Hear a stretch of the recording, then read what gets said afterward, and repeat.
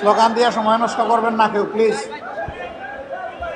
আলহামদুলিল্লাহ রব্বিল আলামিন ওয়াসসালাতু ওয়াসসালামু আলা রাসূলিহিল কারীম ওয়া আলা আলিহি ওয়া সাহবিহি ওয়া আহলি বাইতি আজমাইন।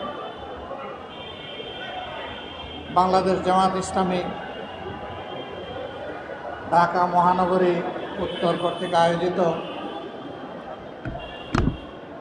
ঐতিহ্যবাহী মণিপুর স্কুল এবং কলেজ আঙ্গিনায় আজকের এই ইফতার মাহফিলের সম্মানিত সভাপতি, সম্মানিত অতিথিবৃন্দ, নেতৃবৃন্দ, উপস্থিত প্রিয় এলাকাবাসী, মিডিয়ার বন্ধুগণ, আল্লাহ তাবারক ওয়া তাআলার শুকরিয়া যে পবিত্র রমাদান কারিমের দ্বিতীয় 10 দিনের আজকে দ্বিতীয় দিন, 12 নম্বর রোজা আজকে আমরা অতিবাহিত করতে চলছি।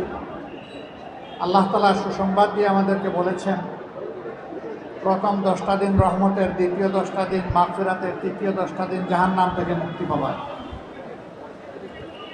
মহান রবের দরবারে দোয়া করি, রহমতের দিনগুলো তো চলেই গেল, আল্লাহ তাআলাই ভালো জানেন আমরা কতটুকু নেক আমল করে আল্লাহ তাআলার পক্ষ থেকে সেই রহমত হাসিল করতে পেরেছি। আমাদের ঘাটতিগুলো আল্লাহ যেন পুষিয়ে দেন।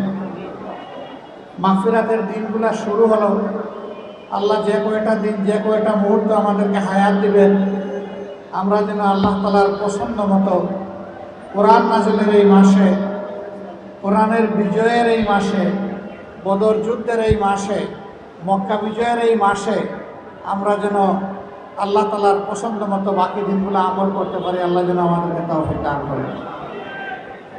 মক্কা বিজয়ের মধ্য দিয়ে কার্যত ইসলাম দুনিয়ার বুকে প্রাতিষ্ঠানিকতা লাভ করেছিল। এরপরে একের পর এক দেশ বিজয় হয়েছে।